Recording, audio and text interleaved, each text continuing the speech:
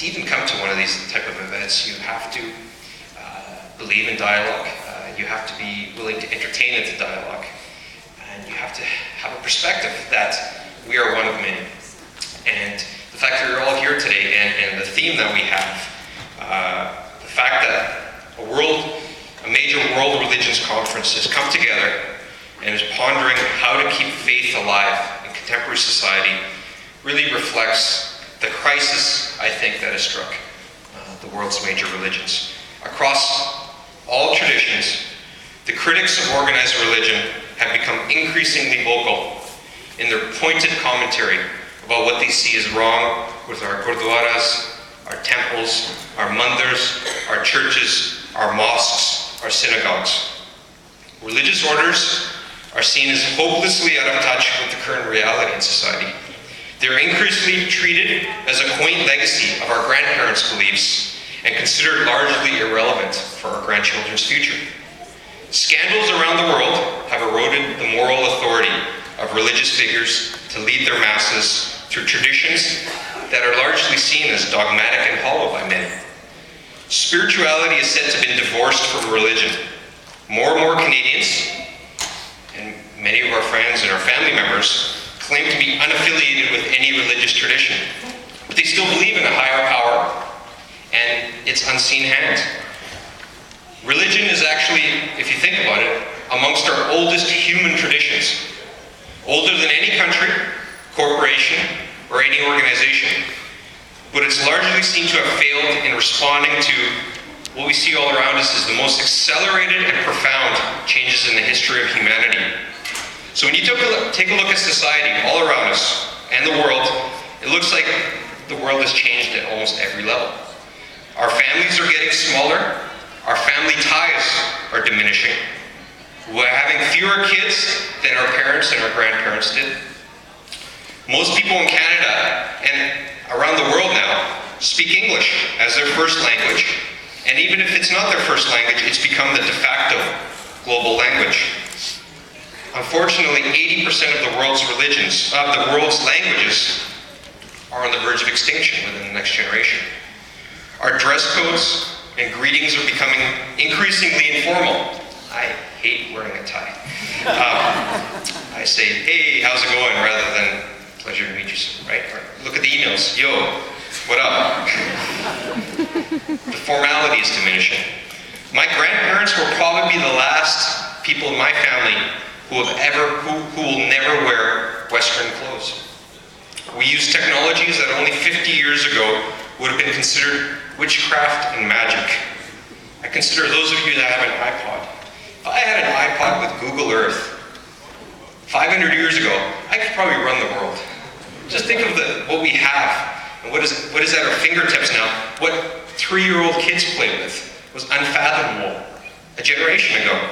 You know, I can watch TV on my cell phone. I can watch world events unfold live in 120 character tweets. Who would have thought that was possible? My cousins in India are all on Facebook, and they know as much about my life here in Canada as my friends who live down the street from me. We as society, we've moved from farms to cities, from the developing world to the Western world. We increasingly use our brains and our computers to earn a living instead of our hands and tools. Try explaining to my grandparents what a management consultant is. They don't get it because it wasn't an occupation that even existed 50 years ago. My father will be the last person in my family to ever work on a farm. Problem. Or be forced to work on a farm. And as these tsunamis of change wash over us, every year it seems like there's more change coming. Every year the change looks like it's coming faster and more ominous. It seems like there's nothing constant in life.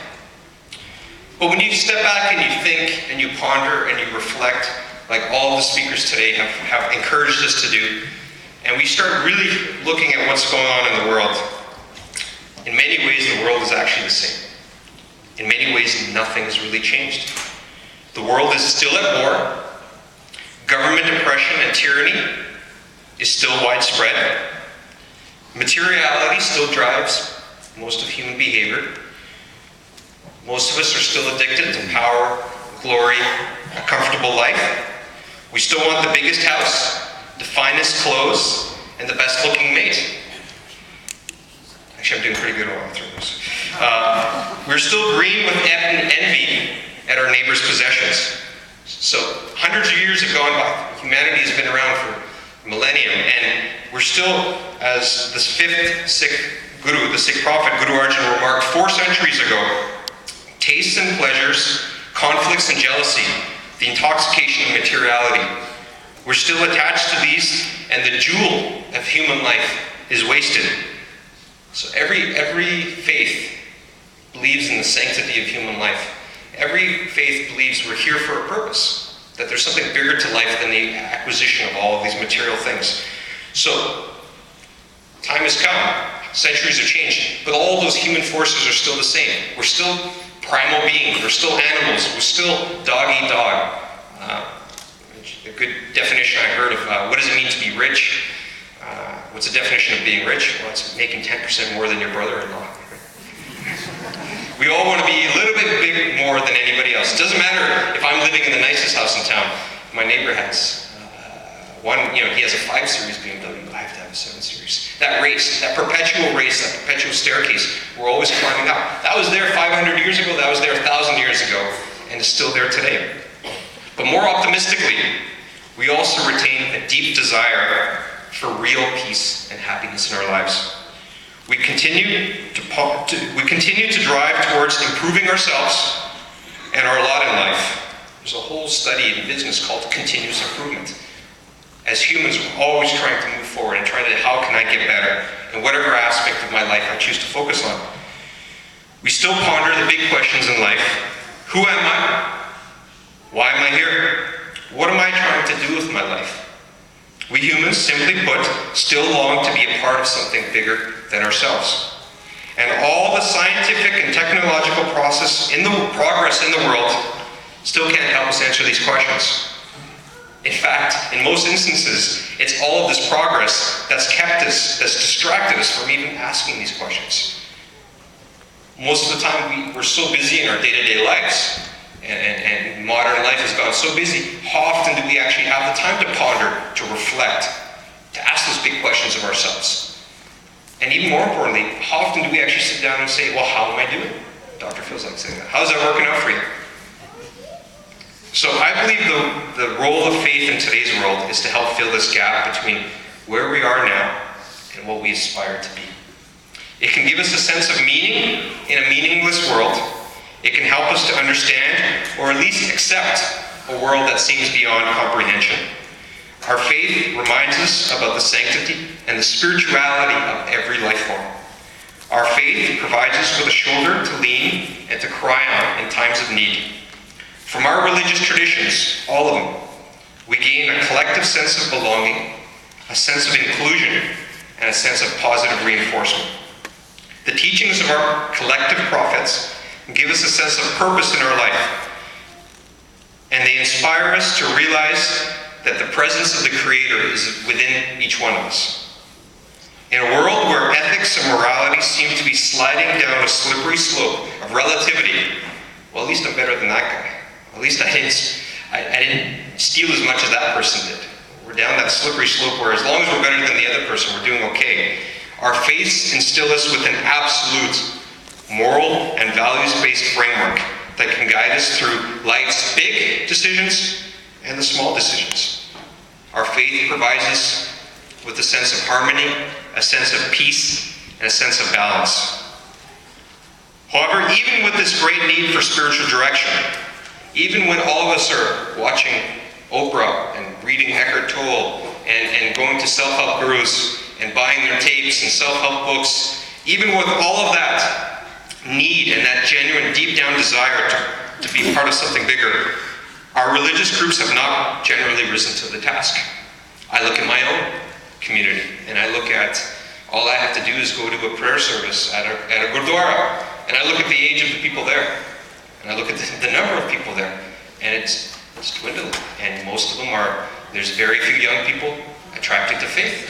They're too busy. It's not a part of their life. The fancy word of mind space faith really isn't taking up much of their mind space. They're too busy doing everything else in life. Faith hasn't been contemplated at that level, and in many ways, they've been turned off from the faith that they've seen. But even so, I humbly propose 2 suggestions that we can try to implement to keep faith alive in our contemporary society, which is the theme of today. Firstly, I say with all due respect, our faith groups need to confront reality and adapt accordingly. We must come to terms with the plurality of religious practices within an increasingly secular world. My religion is not the only way forward, and neither is yours. Mother Teresa was once asked, "Do you convert?" And she replied, "Of course I convert. I convert you to be a better Hindu, or a better Muslim, or a better Protestant. Once you've found God, it's up to you to decide how to worship." And that's what I think we need to focus on. So many faiths, and my own faith included, seems to be fixated on numbers, quantity. How many do we have in the world? Are numbers going up and numbers going down? It's as though it's a business. In many ways, faith has been reduced to a business. We're fixated on quantity and productivity. How many institutions have we opened up? How many houses of worship have we opened? What is the attendance at these things? So somewhere in the mix, in the fascination on quantity, we've forgotten about quality. I saw a great video of that on YouTube a few weeks ago where a Sikh fellow in India, grabbed the camera and went to one of the big gurdwaras in I think it was Delhi, and found the most religiously looking people that, for Sikhs, were very visible, and you can see the turban, the beard, it looks, oh, that person looks religious. Went up to him and started asking him basic tenets of their faith. Basic questions. What are the pillars of the faith? Name some key personalities of the faith and stuff. And these individuals that had the look didn't have any of the knowledge. And I'll confess one of the worst hypocrisies I've seen is that one of our religious leaders was late for a political function.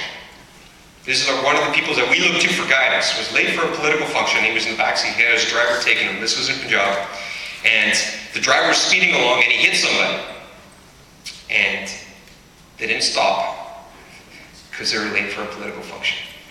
And the driver was found arrested with hit and run, and the case will go through the courts and stuff. But it just illustrated to me the type of moral hypocrisy in our community and in faith in general that is driving people away. There's 2 Punjabi words, Gani and Karni. Gani is what you say, and Karni is what you do.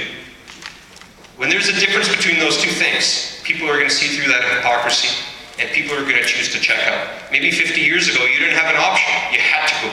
Your parents would beat you if you didn't go to church or synagogue or gurdwara, what it was. You had to go, so you went. But now, increasingly secular world where there's more rights and freedoms, and youth have more say over their lives, people are calling out that hypocrisy. And the critics are the ones that you should actually be thankful for, because they're saying something, they're doing something, they're active. It's the people that are just passively checking out are the ones we need to worry about. And so while our numbers are going up in most religious faiths, I really wonder about the quality of the people that we're having, and how we're bringing them into the faith. So in every one of our traditions,